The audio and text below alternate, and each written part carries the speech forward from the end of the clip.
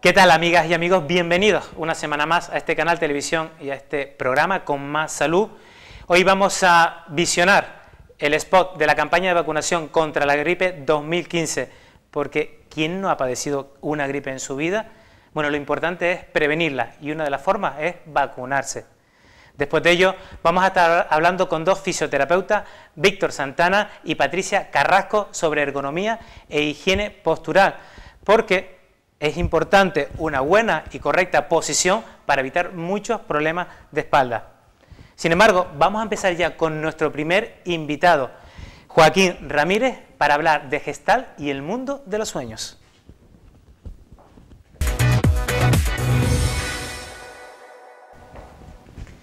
¿Qué tal, Joaquín? Hola, ¿qué hay, Pedro? ¿Qué tal? Muchas gracias por venir a este programa Con Más Salud, un compañero de nuestro propio centro de salud. Vas a hablar del mundo de los sueños, porque tú, además de ser médico de atención primaria, eres terapeuta Gestalt. Pero, ante todo, ¿qué es eso de Gestalt? Sí, bueno, sería muy largo contarlo, pero básicamente sería una forma de psicoterapia dentro de la línea de la humanista. Nosotros conocemos lo más clásico, el psicoanálisis, ¿no? Que es donde comenzó con Freud toda la relación terapéutica con los pacientes, ¿no? Y luego fue el conductismo, y luego vinieron las técnicas humanistas, y dentro de esta está la Gestalt, ¿no? Es una técnica de relación terapéutica, ¿no? Ok. Nos estuviste hablando en la tercera jornada de salud comunitaria de WIME, del mundo de los sueños. ¿Por qué elegiste este tema? Bueno, a mí es un tema que me gusta, ¿no? Y tiene como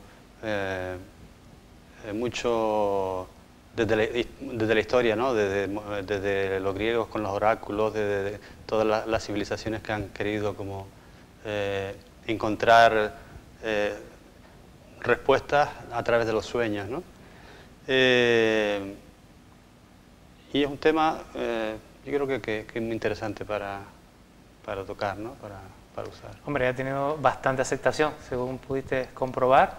Pero yo tenía también una duda, ¿verdad? Que desde siglos y desde civilizaciones diversas se han tratado siempre el tema de los sueños, pero no solamente tiene un aspecto psicológico emocional, también tiene una función fisiológica, ¿no? Sí, por supuesto. Es muy importante, es básica, ¿no? Sería como que necesitamos soñar para fijar toda la memoria de lo que hacemos durante el día, para fijar toda nuestra actividad diaria, reequilibrarnos emocionalmente. Entonces es esa necesidad de colocar todo lo que hemos vivido, ¿no? Entonces, de ahí todo esto de que si tengo un día ajetreado, tengo una noche también como movida, ¿no? Pues como que es necesario, ¿no? Bueno, una buena parte de nuestra vida nos la pasamos soñando, pero ¿es la misma cantidad de sueño que necesitamos todas las personas? ¿Tiene que ser la misma? Porque es una de las causas frecuentes de la consulta, como tú mismo puedes comprobar, ¿no? Sí. No, por supuesto que no. Está claro que de todos es conocido que los bebés necesitan dormir prácticamente todas las horas del día, ¿no? Luego disminuye el número de horas, en la adolescencia vuelve a aumentar por necesidad del desarrollo, de la maduración neuronal y todo este tema. Y luego está la madurez y según pasan los años cada vez necesitamos dormir menos. Que es cuando más nos suelen pedir pastillas. Sí, y ahí pues lo habitual, aunque esto no es una norma, pero 5 o 6 horas sería suficiente para descansar. Pero una cosa también curiosa ahí sería no solamente el número de horas, sino el tiempo de sueño varía también a lo largo de la vida, ¿no? Tiene cualidades, por ejemplo, los bebés sueñan el 80% de las horas que duermen. ¿Y cuando somos más ancianos? Porque hay necesidad de madurar el cerebro, ¿no? De reconectar las neuronas de la actividad cerebral, ¿no? Y según van pasando el tiempo, nos quedamos un 10 o un 15% de lo que dormimos. Serían las horas de sueño, ¿no? Las horas en las que el cerebro está con actividad máxima de sueño, ¿no? Quizás por eso es por lo que las personas más mayores piensan que muchas veces no están durmiendo lo necesario, ¿no? Sí, pero bueno, igual es un tema de ocupar horas, ¿no? Que muchas veces el querer estar más tiempo en descanso de lo que el cuerpo realmente necesita, ¿no? Bueno, no venimos a hablar de la función fisiológica del sueño, sino más de la función psicológico-emocional, ¿no? Desde el punto de vista de la terapia gestal. ¿Se pueden interpretar los sueños? Hay técnicas de interpretación de los sueños, ¿no? El primero que empezaron el psicoanálisis con Freud, y ya hicieron toda una teoría de la interpretación.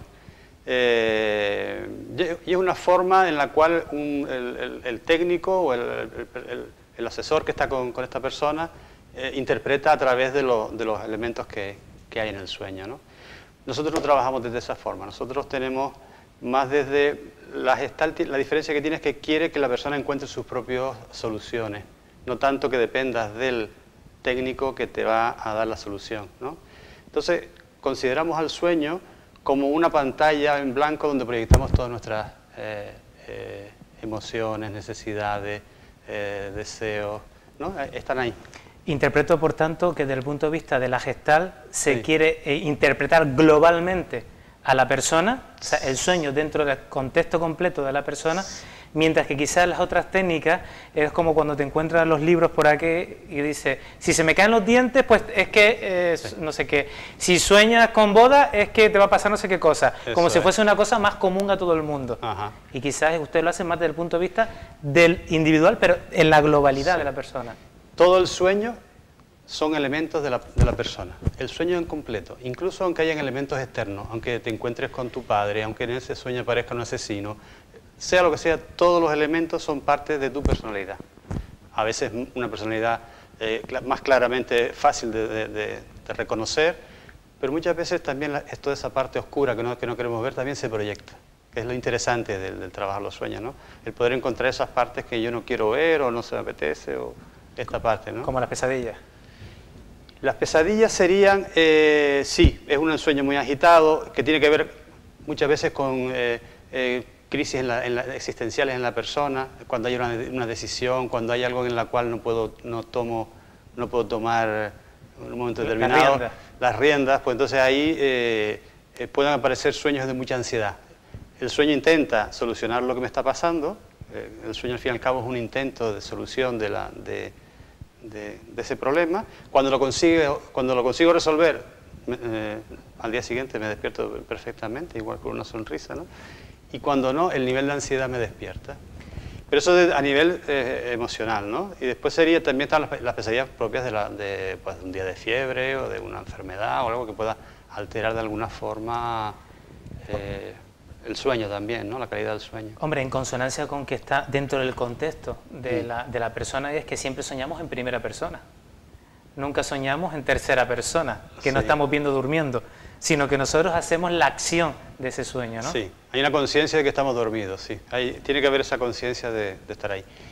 Y lo que a veces nos cuesta como reconocer en nosotros todo eso que aparece en el sueño, ¿no? Sobre todo si no nos gusta. Sí, sobre todo esa parte. Pero sin embargo sí es verdad que hay sueños más o menos comunes. Yo recuerdo comentar con amigos el querer ser, por ejemplo, más un superhéroe cuando pequeño, o sin embargo, por ejemplo, sueños un poco más negativos que no nos gusten tanto como soñar con cocodrilos o con serpientes.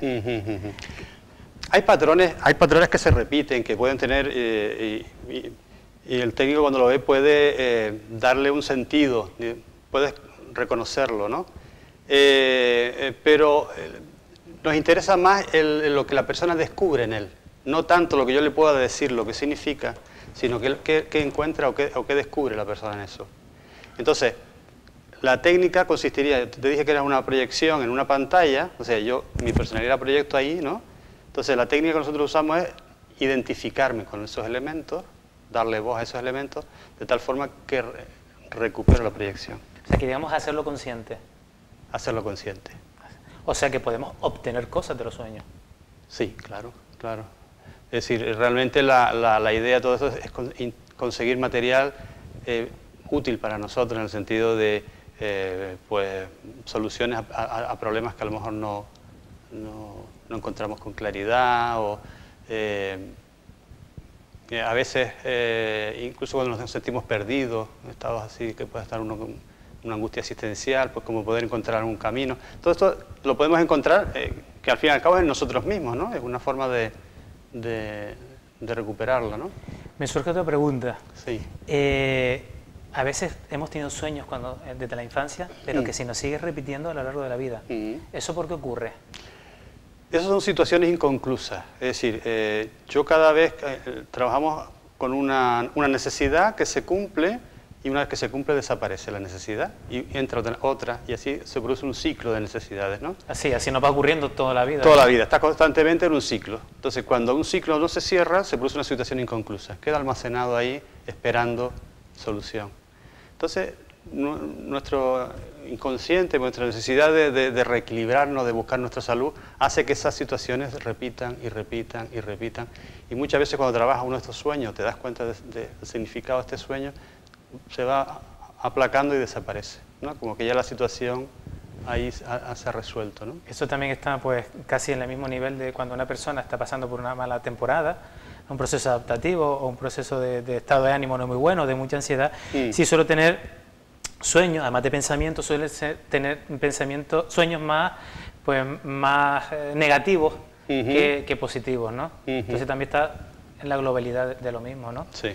Una vez que muchas veces se resuelve esa situación de ansiedad o de desamparo o de duelo, quizás se vuelva a la normalidad y se deja de soñar eso, desaparece, ¿no? Esa necesidad, claro. Porque es muy frecuente que nos lo digan los pacientes, por ejemplo, se nos muere un padre o una madre y en las siguientes semanas estamos soñando muchísimo. Ahí está la necesidad de ese duelo, ¿no? de esa despedida, y ahí pues es un reconocimiento que normalmente esa imagen, por ejemplo, de nuestro padre o nuestra madre, es una imagen interna nuestra.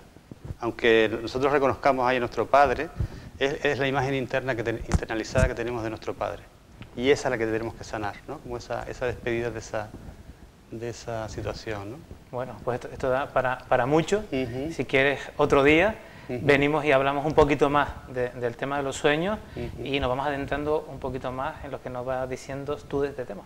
¿Sí te parece? Sí, cuando quieras, sí. Muchísimas gracias, Joaquín. Bueno. Te esperamos en este programa otro día. Muy bien. Bueno, yo los dejo ahora con el siguiente vídeo sobre una enfermedad que afecta todos los años a miles de personas y luego lo comentamos.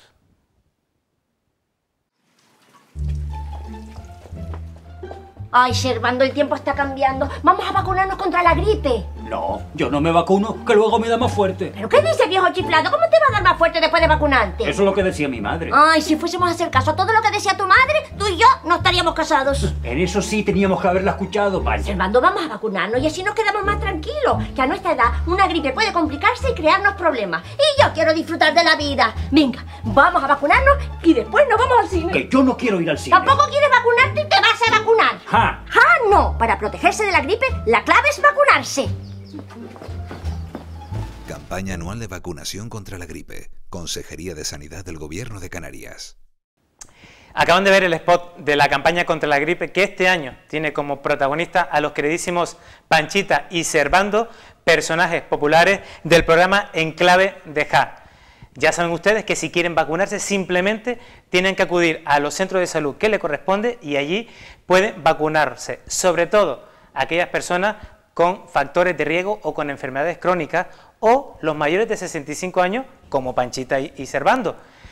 Recuerden que la gripe nos deja muchas veces tumbado en cama durante muchos días y a veces produce importantes complicaciones como bronquitis, neumonía y algunas otras que mejor ni nombrarlas.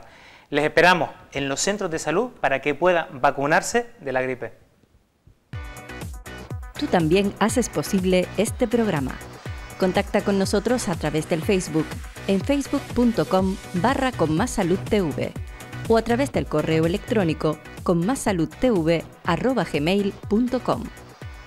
Haznos llegar tus ideas, sugerencias y aquellos temas que te gustaría que tratásemos en el programa. Te esperamos.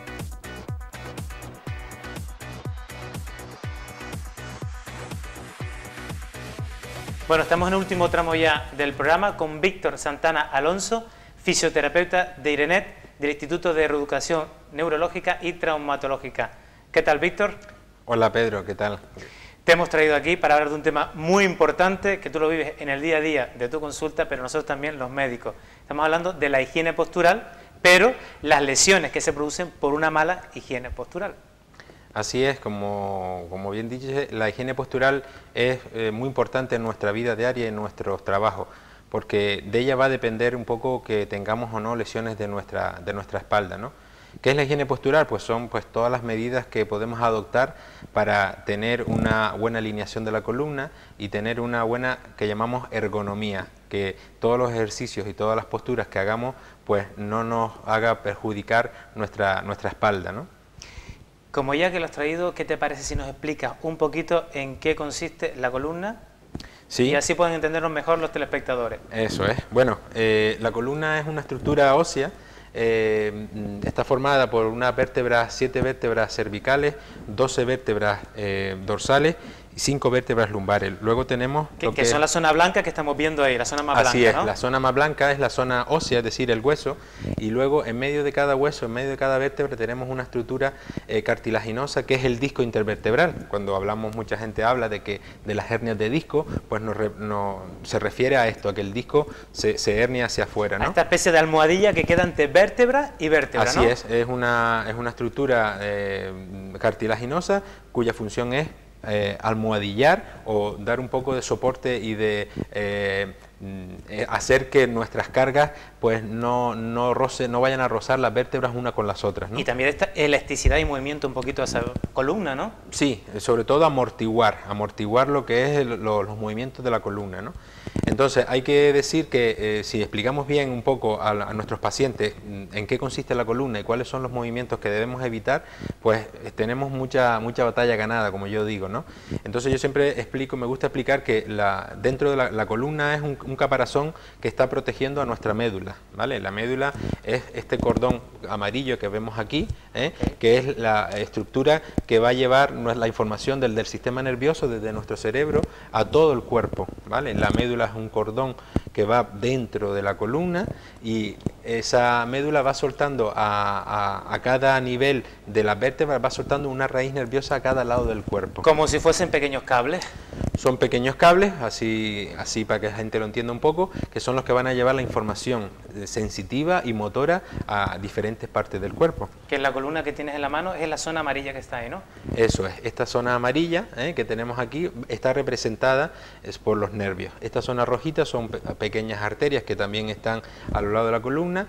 La zona blanca es la zona de la vértebra y la zona así un poco más transparente es el disco intervertebral. Entonces, pues la columna, lo normal, tiene 3 curvas que llamamos. Es una curva cervical, que llamamos una lordosis cervical. Luego está lo que llamamos, por así decirlo, que la gente lo entiende, la joroba, que es una cifosis, ¿vale? Y luego tenemos otra curva entrada en la zona lumbar, que llamamos lordosis lumbar. Esas curvas tienen que estar equilibradas, no pueden estar ni muy aumentadas, es decir, así, ni así, donde haya, por ejemplo, una gran cifosis, o una gran lordosis, ni tampoco muy disminuida, porque cualquiera de los dos extremos va a hacer que tengamos alguna presión sobre estos cables de los que comentabas antes, y por consiguiente vamos a tener pues algunas molestias, como pueden ser que se nos enduermen las manos, que tengamos poca fuerza en los brazos, en las piernas, porque algunas de estas estructuras nerviosas están pinzadas, ¿no?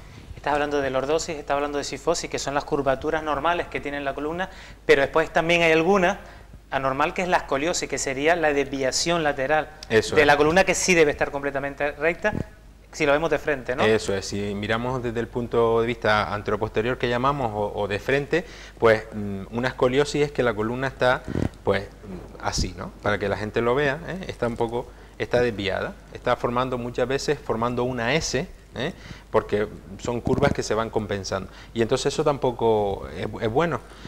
Tenemos unos ciertos grados, digamos, por así decirlo, que se podrían permitir, pero cuando ya pasan una serie de grados es peligroso, porque debajo y al lado de esta estructura pues tenemos órganos vitales, como pueden ser los pulmones, como puede ser el corazón y demás.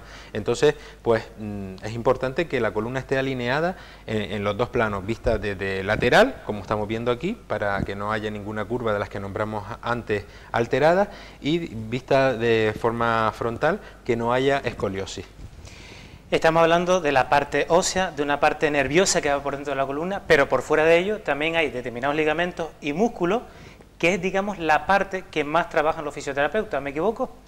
Sí, bueno, nosotros trabajamos todas las partes, trabajamos desde la parte articular, la parte del disco, la parte muscular es muy importante y la parte ligamentosa. Es cierto que yo siempre digo que esta es la parte más profunda de nuestro cuerpo, ¿no?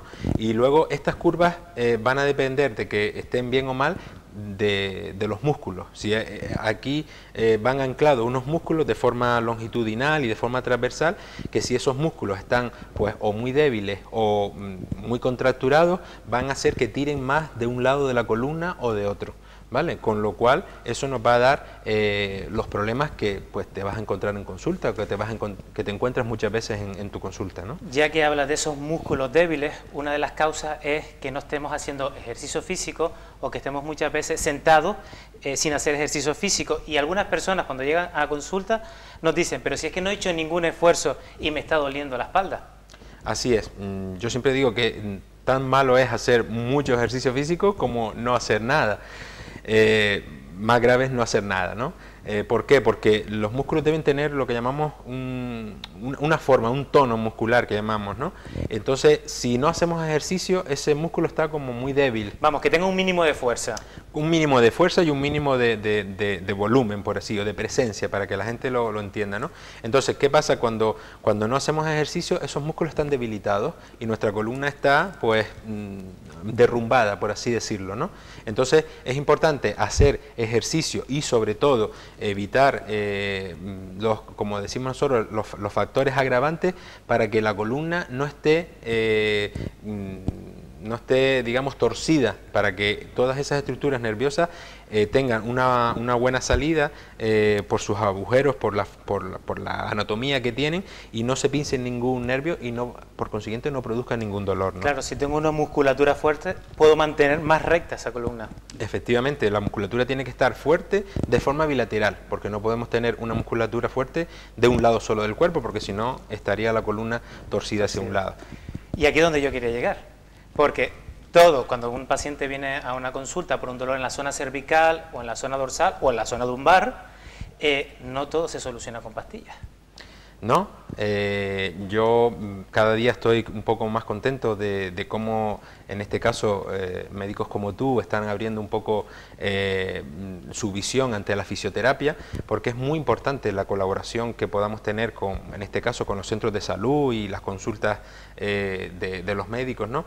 Porque un tratamiento a lo mejor farmacológico puede ser necesario a lo mejor en una etapa aguda, donde hay mucho dolor, el paciente pues no se puede mover y demás, incluso... en aguda, para que lo entiendas, en pocos días. Sí, en pocos días o cuando recién ha dado el problema que duele mucho, ¿no? Incluso se recomienda al paciente no hacer nada, reposar un poquito hasta que baje un poco la inflamación. Pero después la causa va a ser física, la causa puede ser pues que un disco se haya salido, puede ser que tengamos una pequeña vértebra rotada, puede ser que tengamos una musculatura muy contracturada. O débil, simplemente. O débil, y entonces el objetivo ahí es trabajarla si está débil, potenciarla un poquito, ponerla bien de tono muscular, o si está muy contracturada, pues relajarla un poco y dejarla para que no moleste, para que no duela, ¿no? Pues bueno, eso es cuando tenemos ya el problema, pero antes vamos a intentar evitarlos con algunos ejercicios que nos vas a enseñar de ergonomía, en este caso de la columna. Sí, yo siempre digo que la mejor medicina, la mejor terapia es la prevención. Y muchas veces aquí no hacemos prevención, la gente acude al médico cuando están ya con mucho dolor, acuden al fisioterapeuta cuando están con muchas alteraciones en su columna, pero si hacemos una prevención, y dentro de la prevención podemos meter muchas cosas, pues enseñar un poco de higiene postural, que es un poco cómo colocarnos en todas nuestras actividades de la vida diaria, en nuestro trabajo, cuando comemos, cuando estamos, por ejemplo, con el ordenador, la buena altura de las mesas, de las sillas en los colegios, es muy importante. Si corregimos todo eso, y aquí quiero yo hacer siempre, me gusta recordar o un poco insistir en que la higiene postural debería ser una asignatura obligatoria en los colegios. Bueno, ¿vale? El año pasado estuviste dando una charla en los colegios como asignatura, aquí en nuestro municipio. Sí, colaboramos con las jornadas de salud comunitaria, pero que debe ser, vamos, puesto por ley una asignatura, porque los niños desde pequeños deben aprender a controlar su espalda, ¿no? De hecho, yo digo siempre en los países del primer mundo, en las empresas incluso hay un fisioterapeuta para corregir las posiciones de los trabajadores, ¿no? Y eso va a repercutir en que los trabajadores o las personas pues no cojan bajas con tanta frecuencia, o la recuperación sea mucho más rápida, ¿no? Pues en lo que llegamos al primer mundo, ¿qué te parece si nos enseñas tú por lo menos algo de higiene postural ahora? Sí, perfecto, perfecto. Pues vamos a ir con Patricia Carrasco, también fisioterapeuta, que nos va a indicar, por ejemplo, en el primer caso, cómo debemos recoger adecuadamente un objeto del suelo. Eso es. Bueno, lo ideal es que cuando tenemos que coger un objeto de suelo, aquí vemos a Patricia que está preparada. Patricia nos va a mostrar en este caso cómo es la forma incorrecta de cogerlo, ¿vale? Que es como muchas veces la gente, sin darse cuenta, y sobre todo muchas veces con las prisas y demás, pues lo hace, ¿no?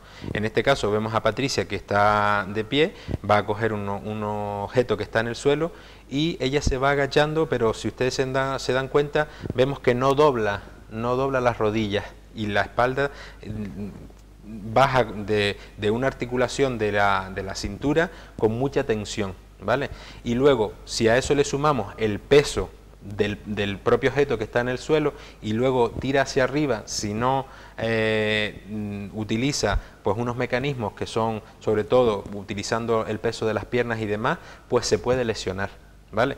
Ahora nos va a mostrar cómo hay que cogerlo de forma correcta. Nos agachamos, ahí vemos cómo se agacha, cómo dobla las rodillas, y cómo a la hora de coger el peso, se pega el peso al cuerpo, ¿eh? Yo siempre digo a la gente que vale más ensuciarse la ropa que no ensuciarse la columna. Estamos como lo del tesoro mío, ¿no? Con una lesión. Hay que pegarse el peso al cuerpo, como está haciendo Patricia, y luego haciendo una fuerza con las piernas y haciendo lo que decimos una maniobra de Valsalva, que es como apretando un poquito toda la región abdominal, empezar a subir el peso y ya luego empezar a extender. Ahí la columna no va a sufrir nada, ¿vale?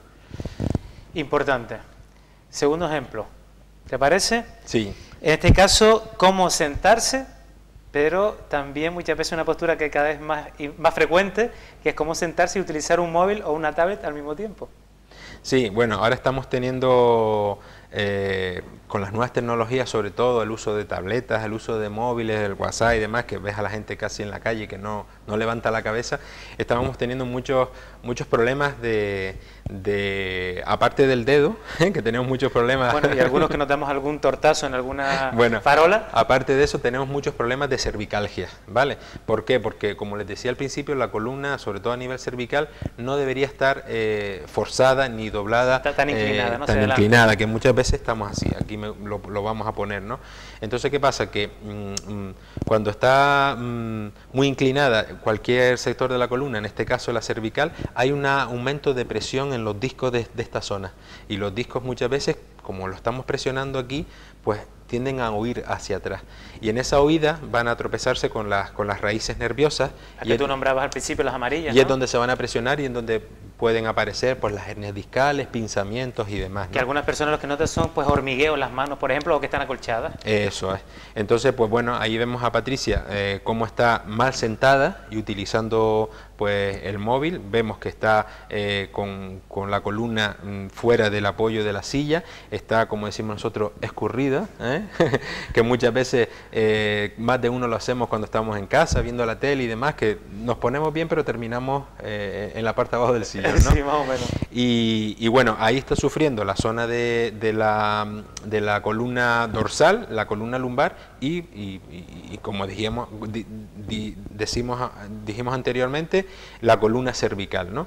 Entonces, ahora la forma correcta de colocarse sería pegando la espalda bien atrás, el culete bien atrás a la silla, bien alineada, y lo ideal pues sería que cuando utilizáramos una tablet estuviéramos con las manos apoyadas encima de una mesa y demás, y si no, pues con el teléfono delante de nuestros ojos, no hacia abajo, sino delante de nuestros ojos, para que la columna cervical esté alineada. Correcto. Y luego, pues muchas veces a mí me gusta también explicarle como ejercicio, como terapia a los pacientes, de hacer un poquito de ejercicio de extensión, ¿vale? En este caso de la columna cervical, pero también lo podemos utilizar en la columna dorsal o en la columna lumbar.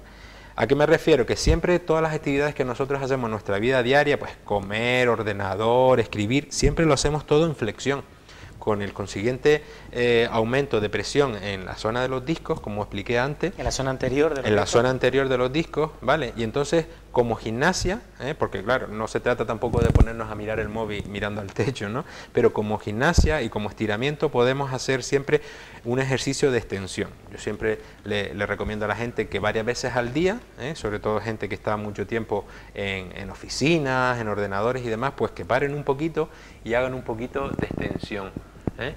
De esta manera, como yo estoy haciendo, para estirar toda la musculatura anterior, que es la más contracturada y la más tensa que está, ¿vale? Y para ayudar a las vértebras a ganar ese grado de movimiento que se ha perdido por la falta de uso. Es como la bisagra de una puerta, ¿no? Que si no la abrimos en un recorrido, pues se va oxidando. Entonces, de vez en cuando tenemos que ir ganando un poquito de grados articulares como ejercicio, como terapia, para que la columna funcione correctamente. Pues Víctor, muchísimas gracias. El tiempo de televisión es cortito. Sí. Ya tuvimos la primera temporada en tu propia empresa, en Irenet. Sí. Estás aquí hoy en plató y te volveremos a ver más adelante otra vez explicándonos muchas más cosas para mantener pues, nuestro cuerpo con un poquito mejor. Pues gracias a Pedro nuevamente por la invitación. Yo creo que programas de este tipo, que hay muy pocos, pues son muy buenos para enseñar a la gente a vivir un poco mejor y sobre todo a no tener dolor y tener más salud. Y nosotros contar con profesionales como tú. Muchas gracias. Muchas gracias a ti. Bueno, nosotros nos despedimos ya. Les espero la semana que viene en este mismo canal, en este mismo programa, con más salud, y durante la semana les espero en las redes sociales.